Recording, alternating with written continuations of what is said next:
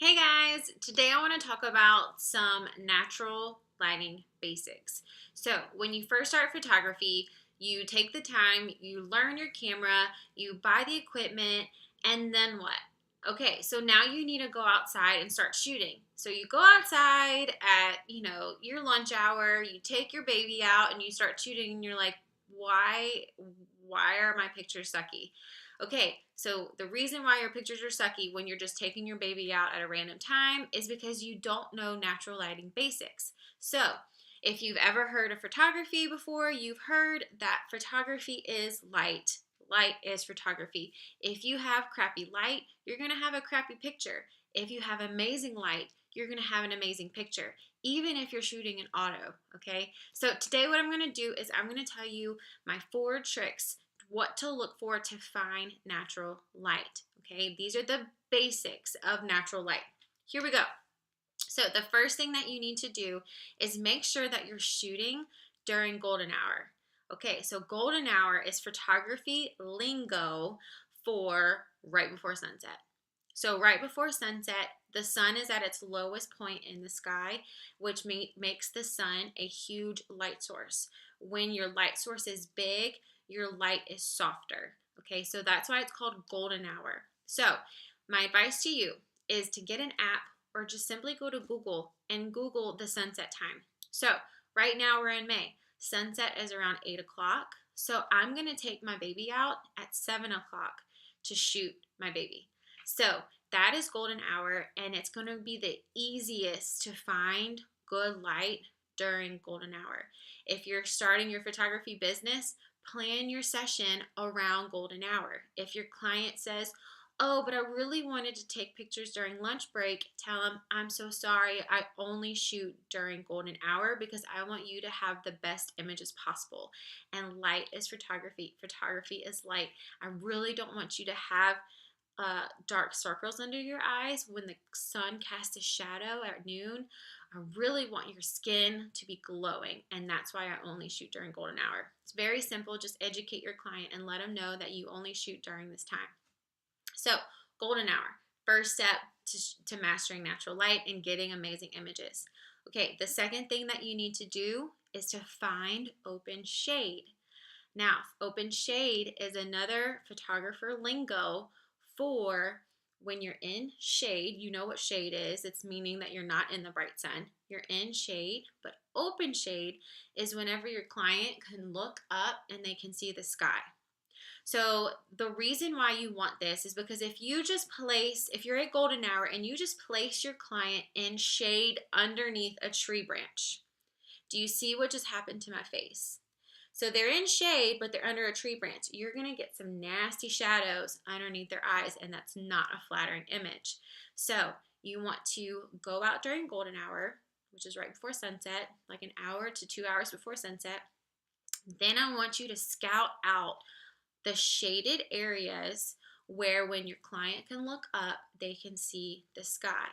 So, not under a tree, not under an overhang, but if you're like in the city and the building casts a shadow over here, and like this is like the road, so you're in shade, but whenever y'all look up, the sky is available to you, that's a good light. Okay. And the more you shoot and the more you practice in open shade, the more you're going to be like, "Oh my gosh, my images look so awesome." It's because it's good light in open shade. Okay. So, first thing is to make sure you're shooting 1 to 2 hours before sunset. The next thing that you want to look for and put your client in is open shade. The third thing that you want to make sure is sun placement. Okay, so do not let the sun be crippling you in your photography. A lot of photography videos are like, the sun, no, okay, no. The sun can be such an amazing lighting element in your image if you use it the right way. So, my trick for the sun is to make sure that the sun is behind your client so that the sun, when you're facing the sun, your client's gonna look like this. Okay, that's not cute. So we want to make sure that the sun is behind your client to the left or to the right of your client.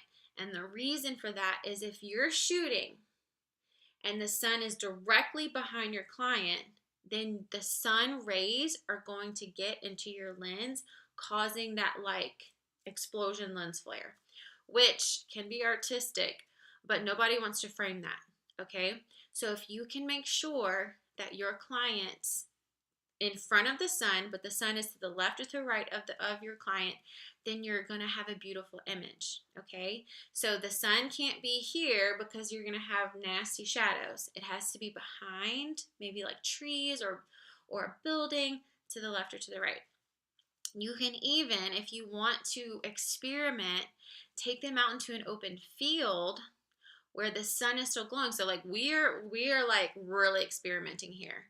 Okay, so maybe do this like with your sister or your brother. Okay, so take them out into the field where the sun is not directly behind them, but to the left or to the right, and obviously behind them, and take some images where you're metering to zero and see the beauty and the magic of this. I'm telling you, the sun is your friend as long as you can tame him. Okay, so my biggest tips: shoot during golden hour, find open shade, make sure the sun is behind your client to the left or to the right, and so the sun's not in your lens. The sun is just over there. Okay. And then the fourth and final tip is for you to find natural reflectors on the ground or in front of them. Now, what the heck is that? A natural reflector, if we go back to 5th grade science, we know that the sun, the light is constantly traveling, okay? Constantly traveling. When the sunlight hits a surface, it's going to bounce because it's traveling. So if you're looking for natural reflectors, you're wanting to look for white or light colored reflectors, so that the sun, when it bounces off of the concrete, it puts light back into your client's face, and that's going to be really pretty and glowy and beautiful. So here's some natural reflectors to look for: concrete, sidewalks, dead grass, long grass. So not like golf course grass, like long grass. That's why I always try to find like a field that hasn't been cut in a couple weeks, because the long grass is going to be a really nice reflector. Let's see, gravel. If you are in like the city downtown and there's a white building, the light's going to bounce off of that white building and throw pretty light into their face. So those are just a couple of natural reflectors. You can also bring your own reflector if like you're just in a bad location, and just have an assistant or place it under your camera, and that light is going to help, the reflector is going to help bounce the light back into your client's face. So those are the things that I want you to look for. I want you to go out during golden hour, so 1 to 2 hours before sunset. I want you to find open shade. Just practice looking for it. You're going to see it everywhere once you kind of know what it is. And then I want you to make sure that the sun, you place your client, make sure that the sun is to the left or the right and behind them, and then look for natural reflectors. I do a lot of engagement sessions in my driveway on our white gravel. Why? Because I want their skin tones to look beautiful, and I don't want them to have green skin tones because it's reflecting the grass that Thomas just cut. So those are my 4 basic natural lighting tips. I hope this video helps. Comment below and let me know what you think. And then also be sure that you join our free education Facebook group, Brittany Bruce Education. I'll link that below. And I'm just so excited to see all of these changes in your business. And I really want to hear back to see if they've helped. So let me know, and I'll talk to you soon.